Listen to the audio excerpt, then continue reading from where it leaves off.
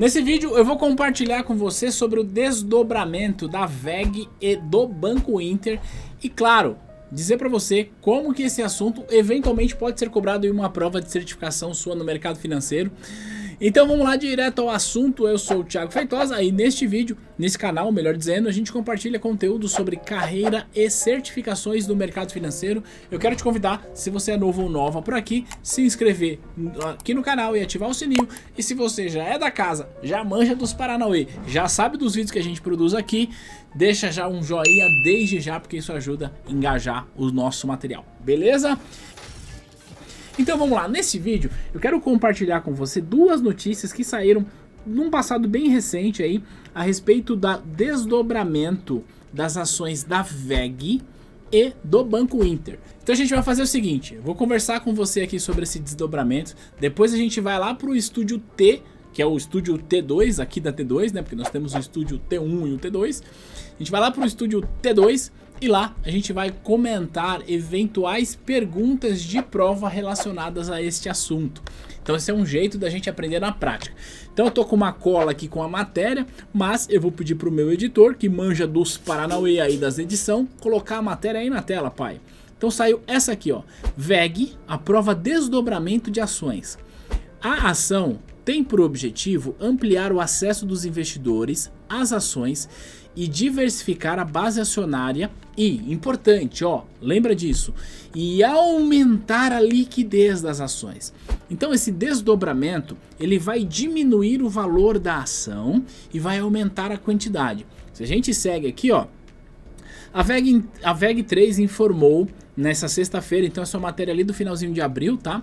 Um fato relevante que foi aprovada a proposta de desdobramento das ações representativas do capital social da companhia, passando cada uma ação ordinária a representar duas ações ordinárias. Então, para cada ação que o investidor tem, ele passa a ter duas ações e, claro, para isso, o valor também vai ser dividido no meio, tá bom? E uma outra matéria que eu trouxe aqui, eu quero falar com você, é sobre o mesmo assunto, só que agora do Banco Inter. Então, editor, coloca aí na tela este print bonitão. Olha lá, ó, com ação por mais de R$200, o Banco Inter aprova o desdobramento. Tá? E aí, se a gente for ler aqui, ó, o banco aprovou em assembleia na quarta-feira o desdobramento de suas ações ordinárias, que é o BID 3, preferenciais BID 4 e suas units, que é o BID 3, de 1 para 3. O que significa que para cada ação que o investidor tem, ele passa a ter 3 ações. E aí, claro, o valor da ação vai ser dividido por 3 também. Por que eu falei para você anotar o lance de aumentar a liquidez? Porque veja bem, as ações na Bolsa de Valores, elas podem ser negociadas preferencialmente por lotes de 100, tá? Então você vai comprar 100, 200, 300. Existe sim um mercado fracionário, onde você compra quantidades menores do que 100, mas esse é o mercado que tem menos liquidez. No lote padrão, que a gente chama, que é o lote com 100, você vai comprar sempre múltiplos de 100. Agora, pensa o seguinte, quanto que é um lote de ações de Banco Inter se a ação está valendo R$200? Um lote que é 100 vezes R$200 vai ser R$20.000. Então, para você vender isso, talvez você não encontre tanta liquidez ou talvez seja uma barreira de entrada para você entrar no lote. Então, o que ela faz? Ela desdobra isso, no caso de Banco Inter, de 1 para 3, para que o valor fique menor e fique mais acessível, portanto tem mais liquidez. Então uma dica que eu quero te dar, enquanto eu estou aqui compartilhando esses casos com você, é para dizer o seguinte, ó, sempre que uma empresa faz um desdobramento de ações, como esses dois casos de VEG e de Banco Inter, ela faz isso para aumentar a liquidez do papel, ou, pega a dica, em outras palavras, diminuir o risco de liquidez do papel, tá bom? Então é importante isso. Existe um caso contrário, né, que é o caso do grupamento, que é o implit. Quando a empresa, ao invés de desdobrar em várias ações, ela junta várias ações em uma única ação. Quando isso acontece, a empresa faz isso porque o valor da ação está muito barato e a empresa fica muito suscetível ao risco de mercado. Então, para diminuir o risco de mercado, ela pede autorização da CVM para fazer este agrupamento, o que não era o caso. Eu quis compartilhar esses dois casos reais para dizer o seguinte, que VEG e Banco Inter vão desdobrar, e este é um assunto que cai na prova da CPA 10, na prova da CPA 20, na prova da CEA, na prova da Ancord, cai na prova do CNPI, cai em tudo quanto é certificação de mercado financeiro.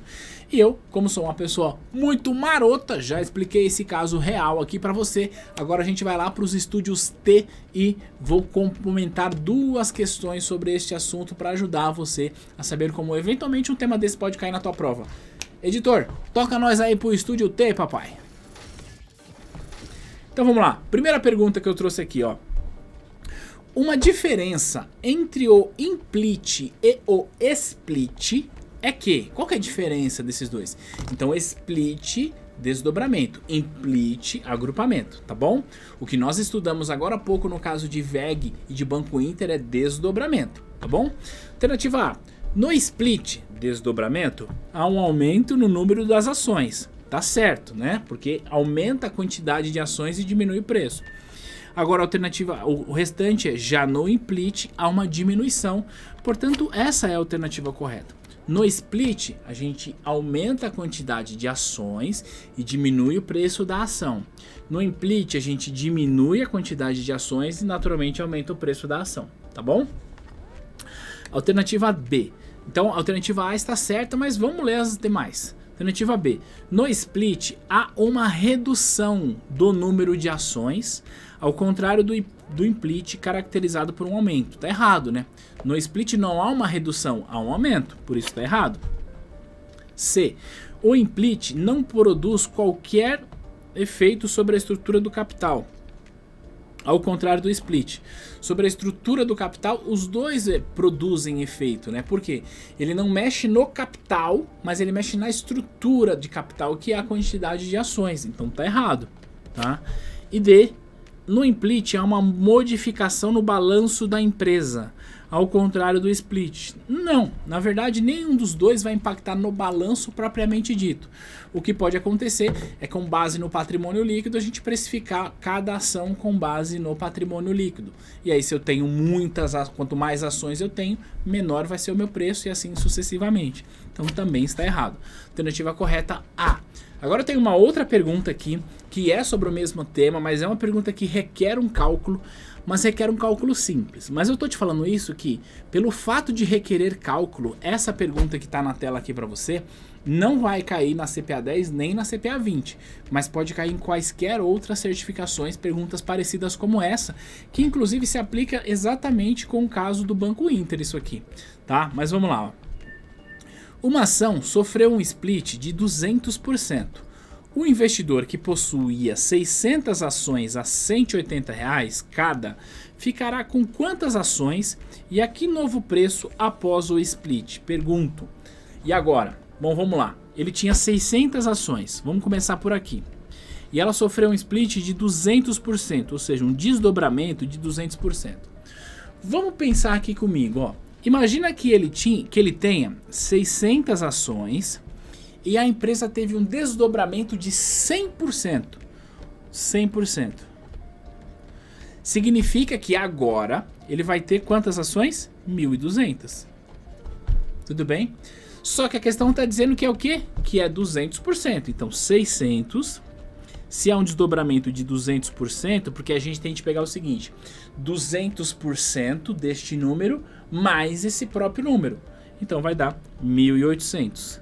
Eu fiz questão de explicar essa questão dessa forma, porque às vezes gera uma confusãozinha. Ah, mas 200% de 600 é 1.200. É, eu concordo que 200% de 600 é 1.200. Só que eu preciso considerar a base, que é os 600 iniciais. Então ele aumentou 200% sobre a minha base, portanto 1.800. E o jeito que eu tenho de confrontar esse questionamento de que 200% de 600 é 1.200, eu tô quase igual a Dilma. Vamos fazer a conta. 208 mais 41 são 240. A editora adora um meme, mas... É verdade. O jeito que eu tenho de confrontar isso é dizer o seguinte, ora, se fosse 100%, não seria 1.200? Então 200% naturalmente aqui é 1.800. Então este novo investidor passa a ter 1.800 ações, tá bom? Veja bem, se a gente tem 600 multiplicado por 3, que dá 1.800, o que eu preciso fazer é pegar esse preço, que é 180, e dividir ele por 3, que vai dar 60. Portanto, vai custar R$60 por ação. Neste caso é isso. Então no caso lá de Banco Inter, que a gente trouxe para essa nossa aula aqui, o que eu falei? Que ele tinha um valor acima de R$200 e ele vai fazer um desdobramento de 3 para 1. Ou seja, para cada uma ação ele vai ter 3 ações. Então, se supostamente as ações do Banco Inter estiverem cotadas R$200 quando do split, o que vai acontecer é que cada ação será cotada a 70. Na nossa questão, cada ação está sendo cotada a 180, passou a ser cotada a R$60. Beleza? Agora faz o seguinte, conta aqui para mim nos comentários se esse modelo de aula, se esse modelo de conteúdo te ajuda e se faz sentido para você. Que modelo é esse? A gente pega uma notícia, a gente analisa algo que está acontecendo no mundo real, a gente faz um link com o seu processo de preparação para certificação e a gente traz perguntas de simulados relacionados a esse tema. Se esse modelo fez sentido, a gente vai ter muito like nesse vídeo e a gente vai continuar produzindo material sempre que tiver uma matéria relevante que a gente possa associar com o nosso preparo para certificações. Fechado? Eu aguardo o seu engajamento aqui pra gente saber se a gente segue com esse tipo de material e a gente vai se ver no próximo vídeo. Beijo, tchau!